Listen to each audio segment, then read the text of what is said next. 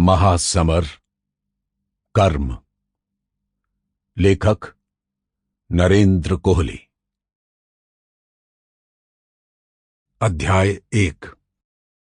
कुंती और पांडवों के प्रबल आग्रह के बाद भी कृष्ण और उसके साथी युधिष्ठिर के युवराज्याभिषेक के पश्चात हस्तिनापुर में नहीं रुके। कृष्ण ने केवल इतना ही बताया कि उन लोगों का मथुरा पहुंचना आवश्यक था। भीम की बहुत इच्छा थी कि बलराम अभी कुछ दिन और रुकते तो भीम का गदा युद्ध और मल्ल युद्ध का अभ्यास और आगे बढ़ता।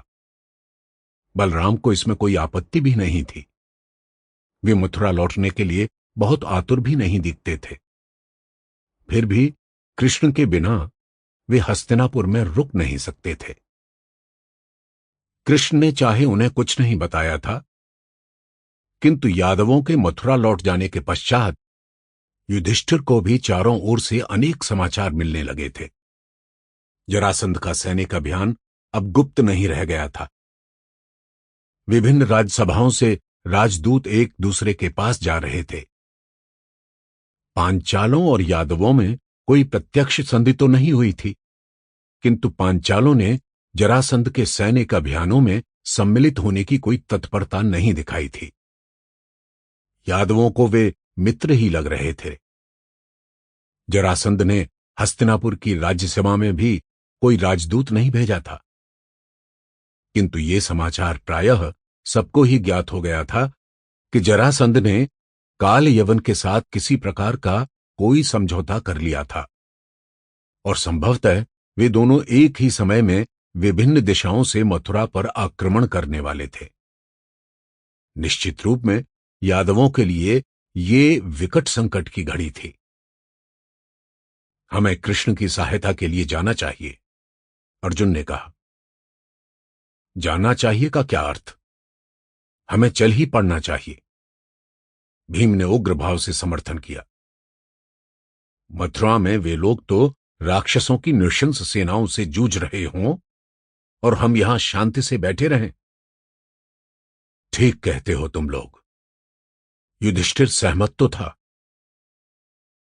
किंतु वो मुक्त भाव से कुछ कह नहीं पा रहा था। क्या बात है पुत्र? कुंती ने युधिष्ठिर के मनोभाव को कुछ कुछ समझते हुए पूछा। तुम्हारे मन में उत्साह नहीं है? भैया के मन में युद्ध के लिए कभी भी उत्साह नहीं होता, नकुल ने धीरे से कहा। वे सदा शांति ही चाहते हैं। तो ये युद्ध भी तो शांति स्थापित करने के लिए ही है, भीम ने उत्तर दिया। हम इन दुष्टों का विरोध नहीं करेंगे तो वे लोग संसार में कभी शांति रहने ही नहीं देंगे। पितृव्य का विचार है कि अब जबकि जरासंध मथुरा की ओर चल पड़ा है और कांपिल्य को उसका भय नहीं रह गया है, पांचाल अपने अपमान का प्रतिशोध लेने के लिए हस्तिनापुर पर आक्रमण कर सकते हैं। इसलिए भीम और अर्जुन को हस्तिनापुर छोड़कर कहीं नहीं जाना चाहिए। एक तो ऐसा कुछ होगा नहीं, अर्जुन बोला। यादवों की सहायता के बिना पांचाल हस्तिनापुर पर आक्रमण करने का साहस नहीं कर सकते। इस समय उन्हें न तो यादवों की सहायता मिल सकती है और न ही ज्येष्ठ के युवराज बन जाने पर यादव हस्तिनापुर पर आक्रमण में सहायक होंगे। आप इतनी सी बात पृथ्वी को समझा नहीं सकते।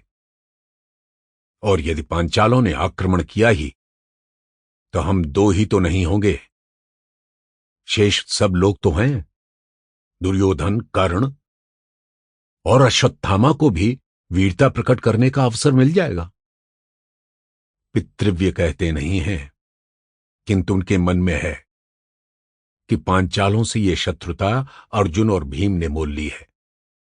इसलिए यदि पांचालों का आक्रमण हुआ तो उसका सामना अर्जुन और भीम को ही करना चाहिए। इसलिए वे अर्जुन और भीम को कदाचित मथुरा जाने की अनुमति न दें। इस शत्रुता के मूल में तो आचार्य द्रोण हैं। भीम व्यग्र होकर बोला। वे ही इस समय सेनाओं और सेनापतियों के संचार। Sample complete.